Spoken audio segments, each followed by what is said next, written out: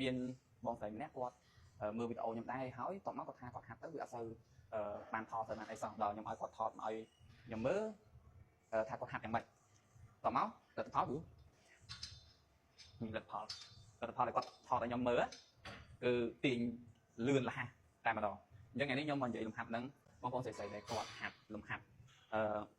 ទាញជាមួយនឹងអ្នកខ្លះគាត់ទាញមួយដងត្រង់អ្នកខ្លះគាត់ទាញមួយខ្សែពួរអញ្ចឹងណាលំហាត់មួយនេះដែលយើងហាត់យកត្រង់ព្រាកនេះហ្នឹងហើយអញ្ចឹងដោយសារតែមានបងស្រីម្នាក់គាត់មើលវីដេអូខ្ញុំដែរហើយតមកគាត់ថាគាត់ហាត់ទៅវាអត់សូវបានថតទៅបានអីសោះដល់ខ្ញុំឲ្យគាត់ថតមកឲ្យខ្ញុំមើលថាគាត់ហាត់យ៉ាងម៉េចតមកលទ្ធផលគឺមានលទ្ធផលដែលគាត់ថតឲ្យខ្ញុំមើលគឺទាញលឿនរហ័សតែម្ដងអញ្ចឹងថ្ងៃនេះខ្ញុំមកនិយាយលំហាត់នឹងសារឡើងវិញមួយបងប្អូនជាយើងមើលវីដេអូខ្ញុំមកមួយមើលកុំអូសមើលឲ្យចប់បានបងប្អូនយល់បងប្អូនមើលហើយបានបន្តិចមើលអត់មាននេះអូសអីចឹងអត់យល់ទេខ្ញុំព្យាយាមបញ្យល់ឲ្យអស់កុំឲ្យមានបញ្ហាចាដោយសារតែមើលហើយតែលទ្ធផលជាក់ស្ដែងទីមកចាហ្នឹងហើយអញ្ចឹងអត់ដឹងថាសាច់ដុំយើងលឿនពេកយើងធ្វើអត់ត្រូវសាច់ដុំវាអត់បានធ្វើការចូលអ្វីដែរយើងចង់បានទេយើងចង់បានដុំខាងក្រោមគ្រានេះតែលំហាត់ហ្នឹងគឺថាហាត់ហ្នឹងទៅគឺចូលហ្នឹងប៉ុន្តែចាក់ស្ដែងសួរថាយើងហាត់ទៅចូលអត់ទី1យើងហាត់លំហាត់ហ្នឹងគេប្រាប់ថាចូលកន្លែងហ្នឹងតែយើងហាត់ចូលអត់វាដឹងកន្លែងសាច់ដុំហ្នឹងមានរយមានអីអត់ចុករយអីអត់យើងហាត់ទៅដឹងសាច់ដុំកន្លែងហ្នឹងវាកម្រើកវាតឹងមានណែនអីអត់ហ្នឹងហើយយើងឲ្យដឹងសាច់ដុំថាសាច់ដុំកន្លែងហ្នឹងវាបានមានអារម្មណ៍ហ្នឹងអត់ចូលទៅវាអាចតឹងអាចណែនអាចចុកអាចរយសាច់ដុំកន្លែងហ្នឹងប៉ុន្តែវាអត់ចុកកន្លែងហ្នឹងវាទៅរយកន្លែងផ្សេងអញ្ចឹងមានន័យថាសាច់ដុំនេះបានធ្វើការទេកន្លែងផ្សេងដែលរយដែលចុកដែលតឹងដែលណែនហ្នឹងគឺវាជាអ្នកធ្វើការជំនួសហ្នឹងហើយដែលជាហេតុធ្វើឲ្យយើងហាត់បានផលអញ្ចឹងកុំឲ្យវិញឆ្ងាយច្រើនខ្ញុំមកចែកលំហាត់នឹងសារឡើងវិញអញ្ចឹងលំហាត់ហ្នឹងយើងអាចលេងបានច្រើនអ្នកខ្លះគាត់លេងជាមួយដងវែងជាប្រភេទដងវែងចេះហើយអ្នកខ្លះក៏គាត់អាចលេងជាមួយនឹងខ្សែពួរចេះហ្នឹងហើយអញ្ចឹងវាអត់សូវខុសគ្នាអីប្រហែលទេសំខាន់លើយើងទេយើងហាត់ទៅត្រូវអត់បើយើងហាត់ទៅចូលសាច់ដុំដូចគ្នាហ្នឹងហើយអញ្ចឹងវាអាចថាអ្នកខ្លះគាត់លេងនេះទៅក៏រៀងស្រួលអ្នកខ្លះគាត់កាន់ចេះទៅរៀងស្រួលអ្នកខ្លះគាត់លេងមួយខ្សែពួរទៅស្រួលអញ្ចឹងអានឹងកាន់ចាក់ស្ដែងបុគ្គលផ្សេងៗគ្នាអញ្ចឹងខ្ញុំអត់និយាយទេថ្ងៃនេះខ្ញុំដាក់ជាមួយនឹងដងមួយនេះជាងកោងតិចហ្នឹងអញ្ចឹងតោះចាប់យើងអាចចាប់ប្រឡោះធ្វើម៉េចចាប់មើលស្មារតីទី1ដែលជាបញ្ហាអ្នកខ្លះគាត់ចាប់មើលស្មារតីថាចាប់នេះបញ្ជាចាប់នេះបងប្អូនគេខុសគ្នាមួយចាប់នៅចំក្រាក់នេះសោប្រឡោះអញ្ចឹងចាប់ឲ្យដូចគ្នាមានន័យថាចាប់ប្រវែងឲ្យស្មើគ្នាបាទអញ្ចឹងទីចុះហើយកពស់នេះយើងអាចដាក់កពស់ប្រហែលមុខយើងម្ដងមុខយើងកពស់ដងណាមានន័យថាបើខ្សែពួរនេះយើងវាស់កន្លែងនេះ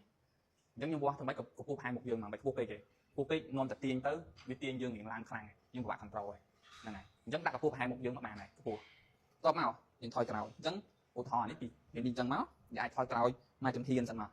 ហ្នឹងហើយមកជំហានរៀងធំដែរប៉ុណ្ណឹងមកប៉ុណ្ណឹងសិន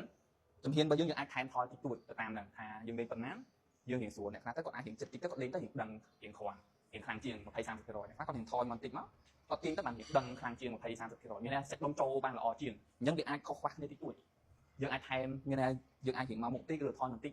តាមចិត្តស្នេហ៍យើងតេស្តមើលមានន័យយើងសាកល្បងមើលហើយយើងដឹងថាមួយណាវាហាត់ទៅយើងចូលបានល្អសម្រាប់យើងហ្នឹងមានន័យថាសម្រាប់នឹងអ្នកផ្សេងគ្នាអានេះខ្ញុំប្រាប់វិធីដើម្បីរកចំណុចមួយដែលយើងហាត់ទៅចូលសម្រាប់តែយើងមកចូលបានល្អអញ្ចឹងយើងចូលបានល្អមិនប្រកាសថាអ្នកដទៃគាត់ហាត់ចូលបានល្អដូចយើងខ្លាំងចឹងទេណាតោះអញ្ចឹងថយទៅហ្នឹងយើងអាចបន្ទន់ជង្គង់បន្តិចអ្នកខ្លះគាត់ត្រង់ខ្លាំងចេះពេកអញ្ចឹងបន្ទន់ជង្គង់បន្តិចយើងរៀងទម្លាក់គូចយើងទៅក្រោយបន្តិចបាទអញ្ចឹងប៉ុណ្្នឹងមកព្យាយាមទប់មកកាត់ក្រោមយើងទប់ប៉ុណ្្នឹងឲ្យជាប់មានថាខ្ញុំអត់ប្រាប់ដល់អ្នកខ្លះឃើញគេមានគេរៀងងើបពើងឡើងចេះណាអញ្ចឹងខ្ញុំអត់តន់រីកមិនដល់ហ្នឹងទេព្យាយាមឡុកនៅមួយកន្លែងសិនមកទប់នៅមួយកន្លែងហ្នឹងសិនចាប់កកដៃជាប់ហើយគៀបព្យាយាមនេះបងប្អូនគៀបគ្លៀកនេះដើម្បីឲ្យសាច់ដុំម្ដុំក្រុមគ្រៀងវាធ្វើការបើយើងប្រឡែងចេះឡើងស្មានេះឡើងចេះអញ្ចឹងព្យាយាមគៀបចេះតម្លាក់ស្មាចុះហើយយើងទាញចុះក្រោមធម្មតាមកទាញចុះក្រោមធម្មតាអញ្ចឹងទាញចុះក្រោមធម្មតាពេលឡើងវិញយើងត្រូវដឹងថាចុះណាបើយើងឡើងលឿនប៉ុន្មានមិនទាញអានេះទាញមកគឺសាច់ដុំមិនដឹងធ្វើការទេហើយមួយទៀត form របស់យើងអត់សូវច្បាស់ដែរហ្នឹងហើយអញ្ចឹងល្បឿននៅពេលដែលយើងទាញចុះយើងអាចទាញក្នុងប្រហែលជា1 second សម្រាប់អ្នកដំបូងណា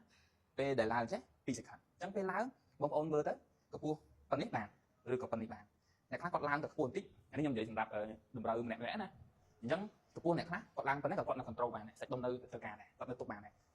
អ្នកខ្លះប៉ុណ្នេះបានគាត់ទប់បានលើសនេះគាត់ចាប់ឡើងស្មាចេះហ្នឹងបងប្អូនមើលតាមជាក់ស្ដែងដូចខ្ញុំនិយាយអញ្ចឹងគឺពេលដែលខ្ញុំហាត់សោះខ្ញុំភាគច្រើនខ្ញុំមើលថាប៉ុន្មានតែគាត់ហាត់ទៅគាត់ចូលសាច់ដុំនឹងបានល្អមានន័យថាគោលដៅរបស់យើងចង់បានសាច់ដុំឡើងនេះអញ្ចឹងខ្ញុំព្យាយាមរកចំណុចមួយដែលគាត់ហាត់លំហាត់ហ្នឹងធ្វើឲ្យគាត់ចូលនេះបានច្រើនអត់ប្រើអសេមកជួយអាហ្នឹងសម្រាប់ខ្ញុំហ្នឹង គឺខ្ញុំព្យាយាមរកឲ្យសិស្សខ្ញុំហាត់អញ្ចឹងហ្នឹងហើយតោះអញ្ចឹងឡើងព្យាយាមអាចថាឡើងកម្ពស់យើងមិនខ្ពស់ដល់ស្មាមុខយើងទេព្រោះអីពេលដែលយើងរៀនប្រតិខ្លួនចេះព្រោះមុខរបស់យើងវាទៀតហើយអញ្ចឹងពេលខ្លះយើងមិនខ្ពស់ដល់មុខយើងតិចក៏បានដែរមានណាកម្ពស់ប្រហែលជាតាមទ្រូងរបស់យើងនេះពូថយើងចុះមកវិញមកក៏បានដែរចុះមកអញ្ចឹងនេះវាដងអញ្ចឹងអាចផុតដៃរបស់យើងផុតមកមុខនេះអីសំយ៉ាងច្រើនទាញមកចុះបុកថឹងកផ្លូវយើងទេទៅហើយបើយើងខ្សែពួរយើងអាចទាញមកយើងអាចរៀងទាញចុះមកចេះផុតកផ្លូវយើងបានទៀតតែខ្សែពួរវាក៏ថែចេះទាញមកចេះដល់ពេលដងនេះទាញមកវាអាចកថែបានទេអញ្ចឹងទាញមកយ៉ាងច្រើនវាបុកថឹងប៉ុណ្នេះអស់ហើយ limit ហើយ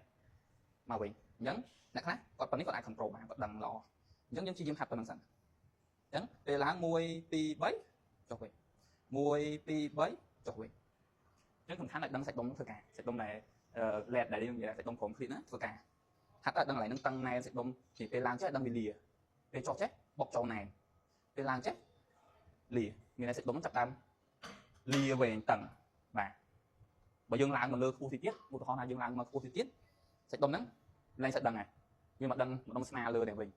អញ្ចឹងយើងមកដឹងដុំតាមដៃយើងខាងក្រោមវិញអញ្ចឹងយើងមិនដល់ហ្នឹងទេ target របស់យើងគោលដៅរបស់យើងគឺខ្ញុំចង់បានដុំក្រុមឃ្លីតអញ្ចឹងធ្វើម៉េចឲ្យចូលក្រុមឃ្លីតនឹងខ្លាំងហ្នឹងសម្រាប់ខ្ញុំប្រហែលគឺខ្ញុំឲ្យធ្វើអញ្ចឹងមិនឲ្យហាត់ក្រុមឃ្លីតចូលស្មាចូលតាមដៃក្រុមឃ្លីតចូល30-40%អីអាផ្សេងជួយ50-60%អញ្ចឹងណាអត់ទេអញ្ចឹងអាហ្នឹងខ្ញុំមិនសូវឲ្យសិស្សខ្ញុំហាត់អញ្ចឹងទេឲ្យហាត់កន្លែងហ្នឹងខ្ញុំឲ្យធ្វើម៉េចចូលកន្លែងណាបានច្រើនហ្នឹងទៅបានគាត់ឆាប់បានសាច់ដុំរបស់គាត់ឲ្យទៅធ្វើហាត់ហ្នឹងវាធ្វើការអូតូពេលដែលយើងហាត់យូរវាស្វាំវាដឹងវាធ្វើការអូតូវិញហើយយើងហាត់មកដឹងថាសាច់ដុំហ្នឹងវាធ្វើការមកហ្នឹងហើយសាច់ដុំរបស់យើងក៏វាមាន memory របស់យើងដែរហ្នឹងហើយអញ្ចឹងចុះ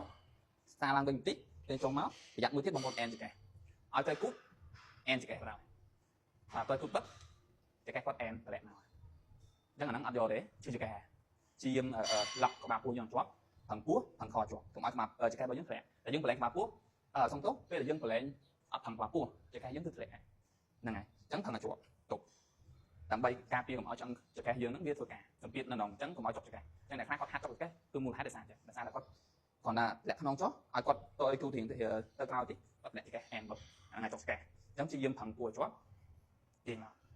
លបឿនសារឡើងវិញមួយលបឿននេះអ្នកដំបងគាត់អាចមួយឬក៏អ្នកដែលគាត់ចង់រៀងនេះអាច1 2តមកពេលពីនេះមកវិញ1 2 3ចុះវិញ1 2ឬក៏3មានន័យថាលបឿនណាពេលដែលចុះអាច1 1 2ឬក៏3ចុះវិញអាហ្នឹងគេហៅ tempo បងប្អូននៅព្យាយាមហាត់ tempo ឲ្យដឹងមួយមកកុំហាត់ញាប់កុំហាត់ទីងលឿនហ្នឹងហើយទើបសាច់ដុំរបស់យើងវាចាប់បានបានធ្វើការសាច់ដុំដែលយើងចង់បានហ្នឹងអញ្ចឹងលំហាត់នេះដូចជាអត់មានអីនិយាយផ្សេងទៀតទេប្រយ័ត្នថាអែនចកេះព្យាយាមផឹងពោះជាប់មិនមែនគ្រាន់តែឲ្យតូចគូតធ្លាក់ចេះអែនក្បាលពោះតាធ្លាក់ចកេះអែនចកេះហើយក្បាលពោះយើងនឹងធ្លាក់មកមុខហើយអញ្ចឹងព្យាយាមទប់ក្បាលពោះផឹងពោះផឹងខអញ្ចឹងផឹងពោះឲ្យរឹងផឹងខចគូតនិយាយផ្សេងៗមកហ្នឹងហើយអញ្ចឹងខទៅខាងក្នុងសាច់ដុំក្បាលពោះយើងខាងក្រៅហើយហាត់មកនិយាយមកហើយស្លាក់ព្យាយាមឡុកជាប់ផងកុំឲ្យពេលដែលហាត់ចុះមកចេះពេលឡើងមកកាច់ចេះកដៃបងប្អូនមើលកដៃហើយកន្លែងកាយក៏ដូចគ្នាដែរពេលដែលចុះមកបត់ចេះកាយបត់ចូលគ្នាចេះឧទាហរណ៍ពេលដែលឡើងលាត្រង់ចេះហ្នឹងហើយអញ្ចឹងហ្នឹងគឺជាបញ្ហាមួយដែរចាប់ឲ្យជាប់បើយើងបត់ប៉ុណ្ណឹងយើងបត់ប៉ុណ្ណឹងជាប់មានន័យថាដៃរបស់យើងដូចត្រង់រឹងជាប់ប៉ុណ្ណឹងចឹងតែឡើងចុះគឺប៉ុណ្ណឹងដែរអត់មានពេលដែលឡើងលាពេលដែលចុះចេះម្លងដៃបងប្អូនមើលនេះចុះចេះឡើងលាចេះហ្នឹងហើយអញ្ចឹងបើយើងរៀងបត់ដៃបន្តិចគឺបត់ដៃប៉ុណ្ណឹងកដៃចាប់ឲ្យជាប់កុំធ្វើប្លែងឈឺស្លាកកដៃឈឺអីថ្ងៃក្រោយហ្នឹងហើយអញ្ចឹងមានអីទេបន្ថែមប៉ុណ្ណឹងបងប្អូនហាត់តែសាទៅជាយាមចាប់ឲ្យបានមានត្រូវមាន tempo ត្រូវមានចលនារបស់យើងលើកពីធម្មតាដល់ធម្មតាឈរហ្នឹងហើយមួយទៀតឈរកុំឈរនេះឈរបើកប្រហែលជាប៉ុនតាគៀកយើងមកប្រឡោះជើងកុំឲ្យតាគៀកប៉ុណ្ណេះឈរធ្វើបិទចេះណែឈរមើលឲ្យស្មើគ្នាស្រួលបួមកបើកប្រហែលប៉ុនតាគៀកធំជាងបន្តិចក៏បានដែរដើម្បីឈរទៅយើងមានលំនឹងឈរប្រឡោះជើងចុងជើងបើកដូចគ្នាឈរមើលស្មើគ្នាព្រោះខ្ញុំពេលខ្ញុំហាត់សិស្សខ្ញុំមើលទាំងអស់ជើងគាត់ឈរដូចគ្នាអត់មិនមកជាងបើកជើងចេះមិនជាងត្រង់ចេះហើយមើលស្មើគ្នាទៀតឧទាហរណ៍ថាឥឡូវមើលចេះស្មើគ្នាថាទំហំពីមុខចេះស្មើគ្នាអត់ចុងជើងនឹងបើកចេញប៉ុនគ្នាអត់ហ្នឹងហើយអញ្ចឹងខ្ញុំហាត់សិស្សខ្ញុំឲ្យគាត់ទាំងអស់ set up ឲ្យគាត់ត្រូវគាត់មើលឲ្យត្រូវទាំងអស់ពេលដែលហាត់មាន brand រួយអត់ហ្នឹងសម្រាប់ខ្ញុំហាត់សិស្សខ្ញុំឲ្យគាត់នេះច្បាស់ set up អត់ឲ្យចេះតែឈរចេះតែអីហ្នឹងហើយអញ្ចឹងលំហាត់នេះមានប៉ុណ្ណឹងរៀងវែងហ៎បងប្អូនព្យាយាមស្ដាប់ឲ្យចប់ស្ដាប់ឲ្យយល់មើលពីម្ដងក៏បានដែរឲ្យធ្វើតាមមក បងប្អូនអាចហាត់ត្រូវហើយតើតមួយគីឡូកុំដាក់ធ្ងន់ពេកអីសំខាន់ដាក់គីឡូយើងមើលគីឡូប៉ុណ្ណាដែលយើងលេងមកហាត់ឲ្យដឹងនេះសិនមកមួយរយៈវារៀងស្វំហើយចាំយើងឡើងគីឡូតាមក្រោយមកយើងអត់ឡើងគីឡូប៉ុន្តែយើងអាចឡើងរ៉េបសិនហ្នឹងហើយតោះមកចាំយើងឡើងគីឡូតាមក្រោយក៏បានដែរសំខាន់លេងទៅឲ្យដឹងសាច់ដុំចូលហើយក្រុមឃ្លៀតនេះសាច់ដុំឡេបនេះហ្នឹងហើយយើងវីដេអូនេះមានប៉ុណ្ណឹងកុំឲ្យវែងឆ្ងាយច្រើនអរគុណច្រើនជួបគ្នាវីដេអូក្រោយ